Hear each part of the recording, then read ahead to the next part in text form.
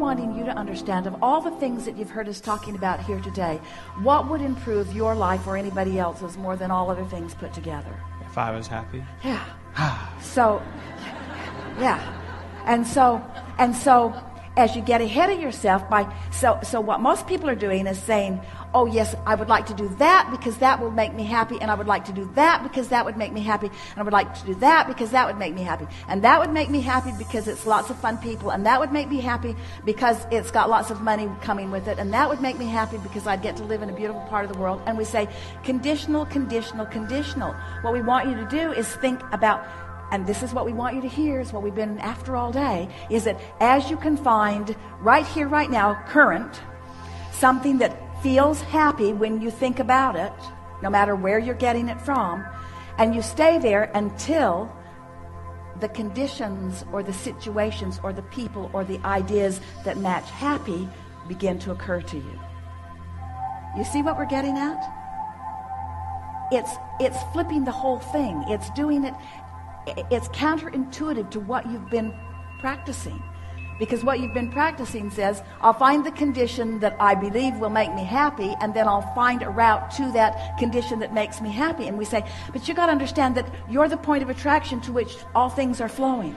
So if you can find something, anything to think about or observe or live that makes you happy, and you can maintain that for a little while, other things that make you happy will flow into your experience, and they will be in the form of the work that you want and the money you want. And why is that? Because all of those components are in your vortex. You didn't only just put happy in your vortex, you put lots of money in there too. You put lots of freedom. You put the ability to be and do and have anything that you want. You put the ability to make your own decisions. You put the ability to set your own time. You put the ability to set up your own calendar. You put the ability to really be free. You put the ability to make a difference in people's lives. You put the ability to have other people that resonate with you flow to you. In other words, you put that and more than we have time to talk about in your vortex, and it's already all in there. And what's the access key for you? How do you spend that vibrational currency? By trying to find some condition that you can make yourself believe that you can line up with, or by just finding the core of the reason that you want all of those things and practice it as much as you can until you own it, and then follow the inspiration to that desire, which is to be happy, that will, we promise you, fill in. Does that make sense to you? So I'm a little blown away. In some cases, it... That was heavy.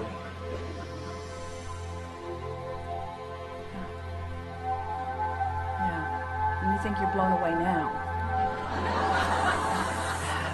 As the ideas flow and you feel the perfection of them. And then you see the ease with which That's they are. what I'm seeking. But in the seeking of it, you're looking for something that is not, and you introduce resistance into the equation. How? Where did I do that? By saying, I'm looking for this thing that I haven't found yet. And so what we're really asking you is, can you be happy? Do you have the ability to be happy before the idea flows? Yes. Because if you have the ability to be happy before the idea flows, the idea will flow for sure. Do you have the ability to be happy before the money gets there? Because if you have the ability to be happy before the money gets there, the money will get there before. Following? So, we know you want to say to us, but Abraham, it's easier to focus on the condition. And we say, how's that working out?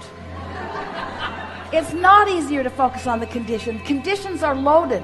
They're loaded with the way everybody else feels about them. They're loaded with all your past beliefs about them. Conditions are loaded with expectations. Start in this pure place and create the environment that allows it to grow. And then experience the explosion of good ideas flowing to you. And say regularly, I had a desire and it was general, but boy, is it evolving into something that's more and more specific. And the more specific a general desire that has no resistance becomes, the more exhilarating it will be. So, a desire that has a lot of momentum and no resistance is ecstasy. A desire that has a lot of momentum and a lot of resistance is miserable. A desire that has not much momentum and no resistance is the beginning of every good thing you want.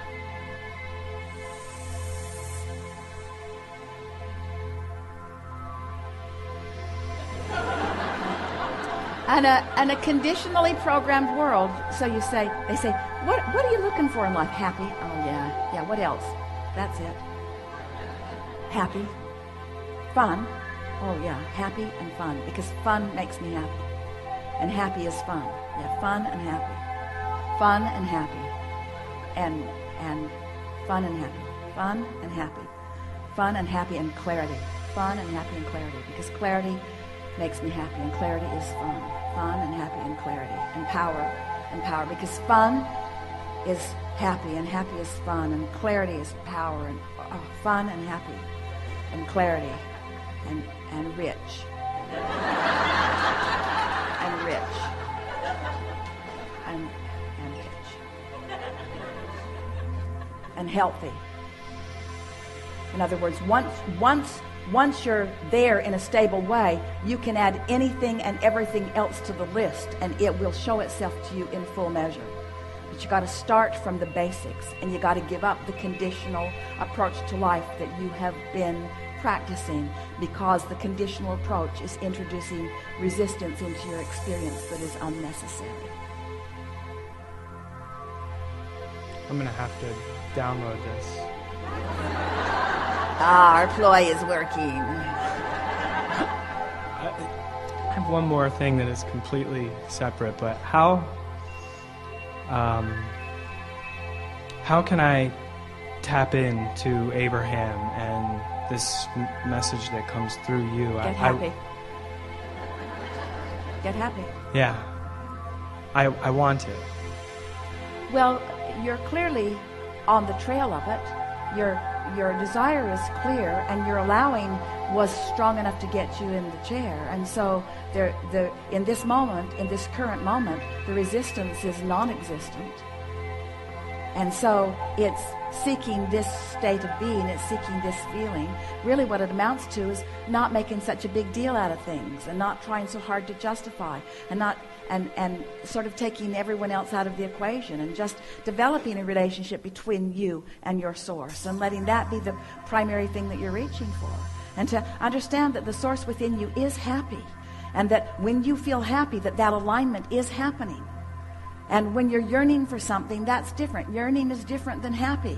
Yearning is an active vibration in opposition to what I'm reaching for. So it's not trying so hard. It's being easier about it. It's looking for the evidence of it that's all around you all the time. It's acknowledging when you are in alignment, and reveling in that alignment, and talking about that alignment when you are there, and keeping the momentum of that alignment going longer, and consciously acknowledging that it is happening, and staying there until you're fully appreciated it, until you just feel obnoxiously invincible.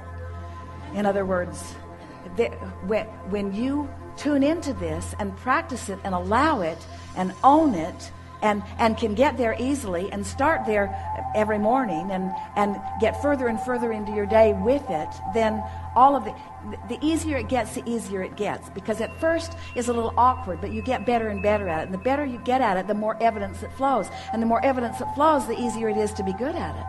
Until then it becomes the condition coming in response to the vibration, rather than trying to get the vibration to come in response to the condition. That's really what we're wanting you to understand. It's getting the cart before the horse, or the horse before the cart. You want to. And so, of all of the things in the world that you can think of, if someone were to walk up to you and say, what do you seek most in life? Your answer is joy, happy. And if you wanted to add more momentum to that, what other words would you say? If this person were saying to you, and what does that joyful happiness mean to you? Flesh it out a little. Having fun, being passionate, and having a direction, and going for it with having everything. Fun, meaning engaging with lots of others. And, laughter, and humor. But feel how when you said having direction, there was a little yearning in that. So what you want to say is knowing direction, feeling my way, feeling the inspiration, getting the impulse, being alive to the impulse, following my bliss. Feeling it, being moved from the inside, recognizing that when I feel like this, I'm on the brink of something good. And then when that something good comes, saying, I knew you were coming. I just didn't know in what way you would manifest, but I felt you coming. Those kinds of things. These are the kind of conversations that you want to have with yourself. I knew you were coming. I could feel you coming. I woke up excited about you coming. Jerry and Esther were in this neighborhood a few years ago, and they were on their way to what they considered to be their favorite restaurant in the area, and driving down the freeway. And all of a sudden, Jerry said, let's go to this restaurant instead. And Esther was driving. All of a sudden, she needed to exit like now. And so she took the exit and then asked questions later, which was the agreement that they always had with one another. All right, I've done it. Now why? I don't know. I just feel like we should go. I just feel like I'd like to eat here. But they have that great salad we like over there. And there's only 5 places in the whole world that we can get that salad. And I know, but I just feel like this is where we want to go. And so they went in, and the place was empty, which Esther never sees as a very good sign. And hardly anybody around. And a very nice person came up and helped them and talked to them briefly. And Jerry was always wanting to know people. He wanted to know who she was and where she was from and just a little bit about her. And then Jerry reached into Esther's purse where there was the envelope where, even though they beg you not to buy anything with cash, you always do. So there's always an envelope with a considered amount of money in it left at the end of the seminar, and it was in Esther's purse. And Jerry just reached for it. He just handed it to the girl and said, this is for you. And she said, well, thank you very much. And she went into the kitchen, and they literally heard dishes break as the little girl had opened her package to see what was there. And she came back in to where they were, and she said to them, you know, I woke up this morning, and the first thought I had was something really, really good is going to happen to me today. Something really good is going to happen to me today. And Esther said, well,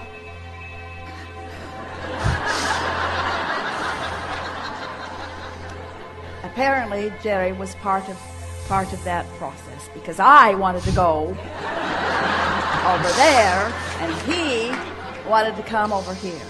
And then she said, my roommate moved out this week unexpectedly, and my rent is due tomorrow, and I did not know how I was going to pay it.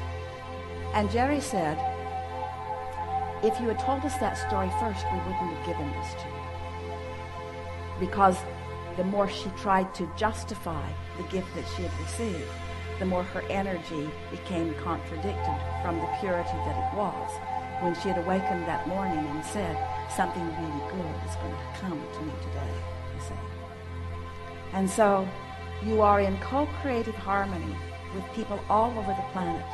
And there are people who are ready for you, and you are ready for them. And when you are deliberately readying yourself, doing it on purpose, and then you are wise enough to follow the feeling of that, before you know it, you're just rendezvousing. Esther loves playing with her little kids, her little grandchildren, because they know something that most of the big people that Esther plays with have forgotten. They know that it's always supposed to be fun. Not just a little fun now and then not fun, and then a little more fun and then not fun. Always fun. Always fun no matter what. Always fun. Fun and then more fun and then more fun and then more fun and then some more fun and then more fun and then more fun and then some more fun and then more fun and then more fun. And sometimes it's fun to even think about the fun that we're going to have while we're having the fun that we're having right now. In other words, no point to ever get into a fun lag. There's no reason to ever get into a fun lag, because they are young enough to still see that the universe will continue to deliver to them one thing after another, after another, after another, after another. But if you've been living some conditional life, then the universe is giving you this not fun, and this a little more fun, and this not fun, and this not fun, and this a little more fun. You're having a sort of jerky ride. It's supposed to be fun, clarity, fun, fulfillment, fun, satisfaction, fun, interesting, fun. Good feeling. Yeah. Good enough.